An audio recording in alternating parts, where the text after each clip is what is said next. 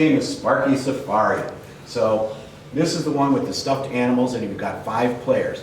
So players 1 through 4 are each going to be handed a small stuffed animal. And this is a lot of fun because they run around the circle and then they hand off to the next player their stuffed animals that they're carrying. So by the time we get to the 5th player, they're running around the circle with a handful of little stuffed animals.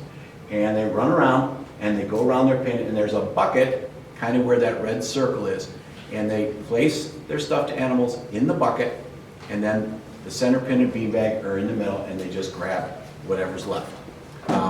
They don't have to flip the bucket over like we did one year, and everything has to be under it. Just jam the animals in the bucket. If they jam them in there and some animal springs to life and comes out of the bucket, that's fine.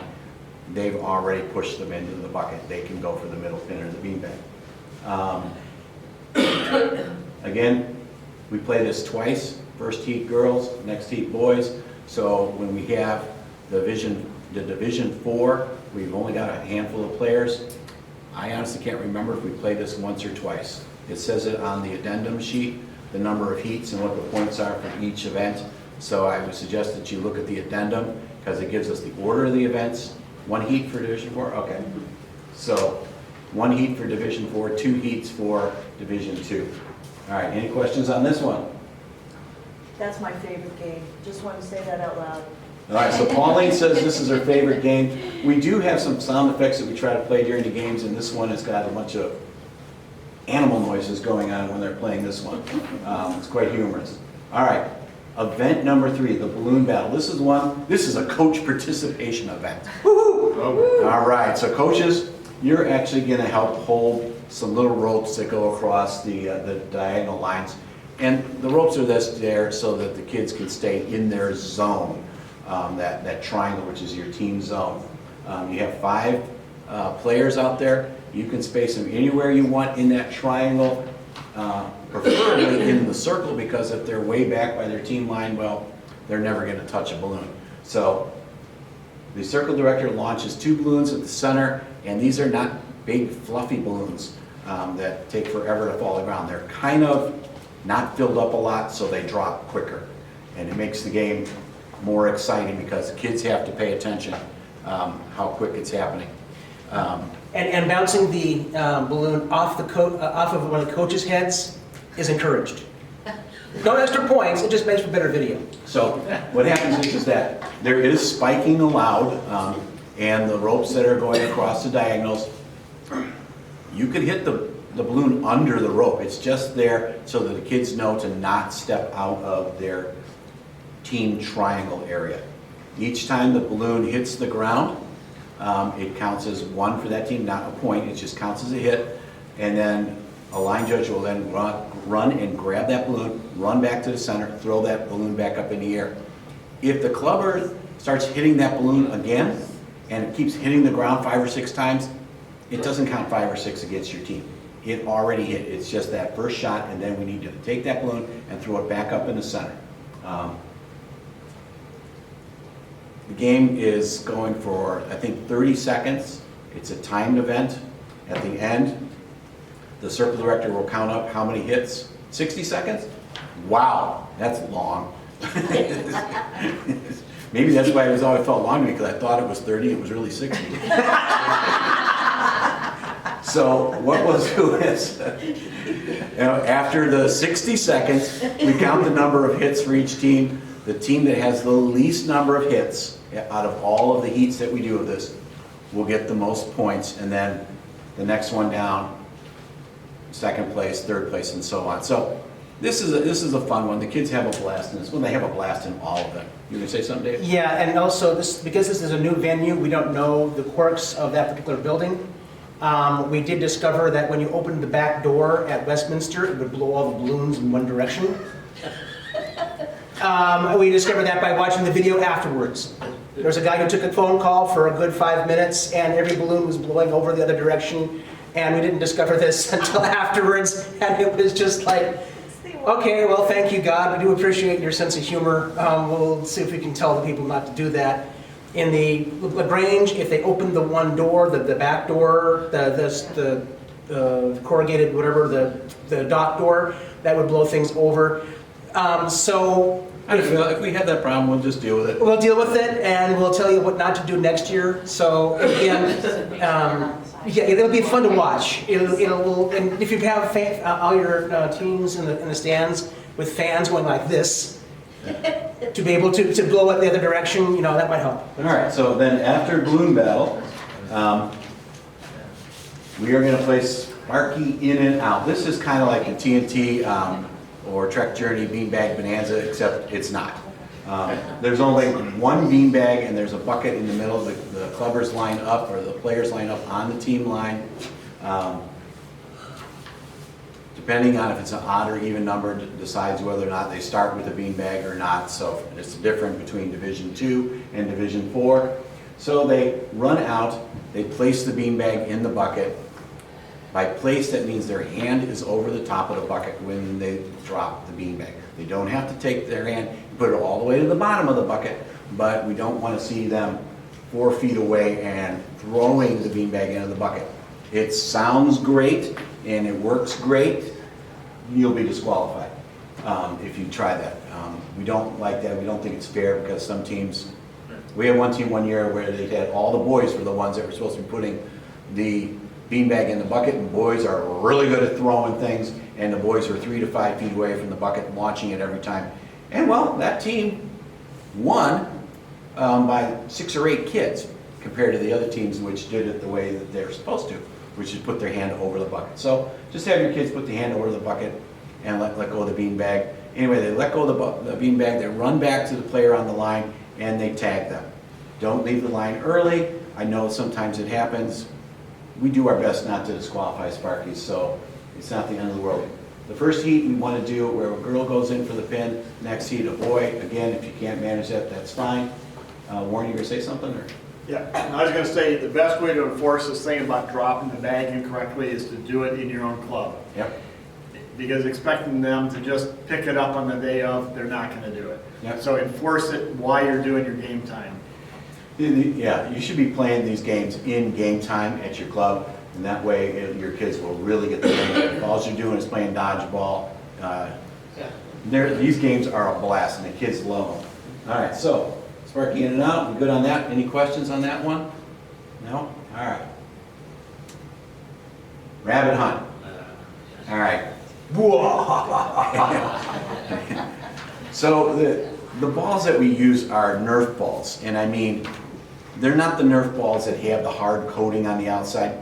These are like round sponges, okay? I could throw that thing. I was a baseball player for a long time, and I could throw that thing as hard as I could at somebody 5 feet away and hit them in the face, and it's like a fly landing on them. So for the people that always worry about what about headshots or whatever, listen, if you get hit with this thing, you're out. So a couple things. The order of the teams that goes to, this is a whole team event, okay? So it's not included, so for Division 4, it's 5 players. For Division 2, it's 10 players in the middle. And the team order that we go for in the middle is red, blue, green, yellow. All the other teams are around the outside, and they get to throw the balls at the kids in the middle. Where do people mess up on this one? Well, the throwers on the outside step into the circle to throw. You could run into the circle if necessary to get one of the balls that's slow rolling out. We don't have a problem with that.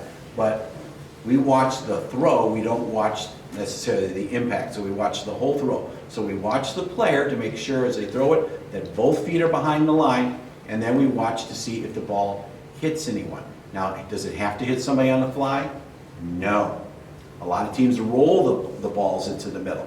All right? If it hits me, then it hits Dave, then it hits Warren, and then somebody else walks up there and kicks it, we're all out.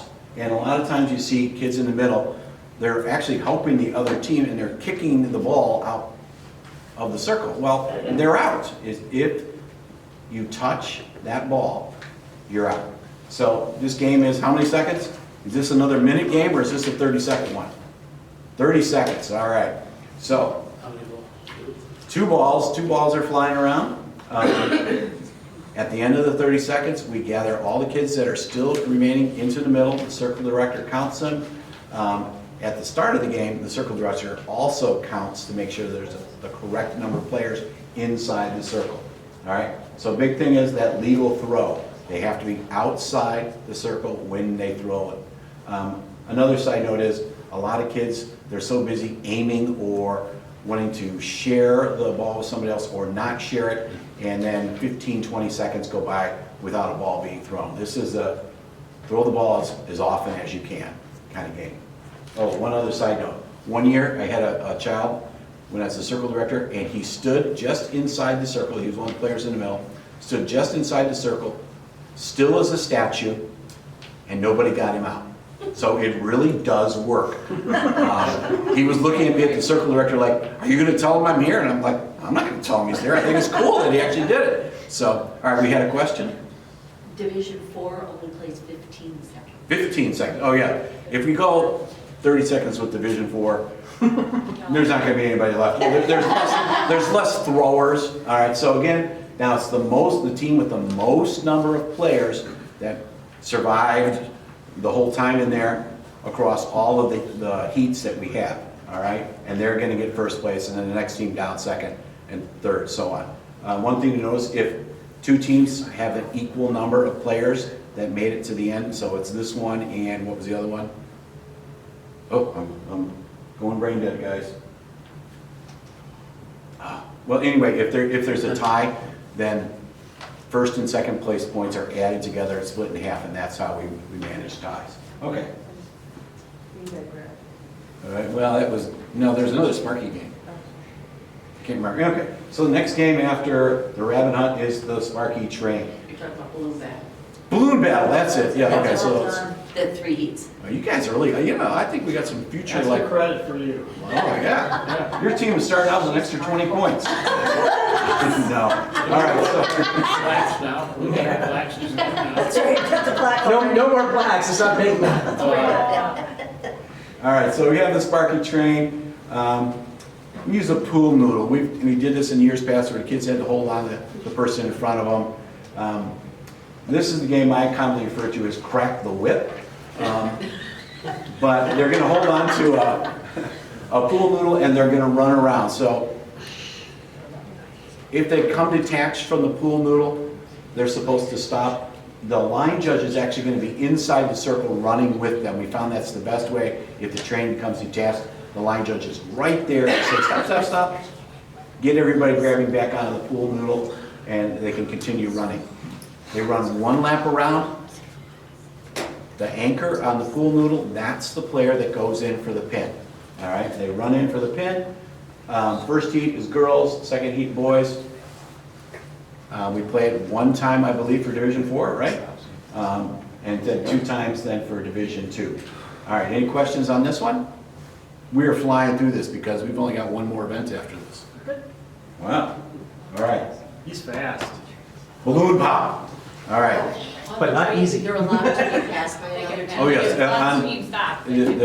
Anytime we have a running game that goes around there, if another team, catches them, they just continue on. So if they catch the team in front of them, be careful if you're catching the team in front of you when you're supposed to be going into your pin, because now that other team might be on the inside of you and be blocking your player. So, but sometimes it happens where the Sparky teams do get caught by the team behind them. All right, balloon pop. All right, so this is not balloon relay that we have for the older players. This is your entire team on your team diagonal facing outside the circle. So they're facing towards the corner, all right? Your last player, so if you have Division 2, you've got 10 players there. So your player that's closest to the middle of the circle is standing on that little hash mark there, all right? All the other players are in front. The judges will have 2 balloons. The first player, the one that's closest to the corner, has a balloon. They have it behind their head. The game starts. The balloon passes between everyone's legs. Not everyone has to touch it. If the balloon breaks, the line judge has 1 additional balloon. They will take that balloon and stick it into the spot where the balloon broke, and then the balloon continues down. If the second balloon breaks, your team is disqualified. Anyway, Balloon goes to the last player, the one that's on that hash mark. They grab the balloon, and they kind of go into their center triangle as close to it as they can, and they sit on the balloon and break it. They don't take it with their hands and squeeze it as hard as they can and break it that way. Although, if they're sitting on the balloon and they're doing that, that's fine.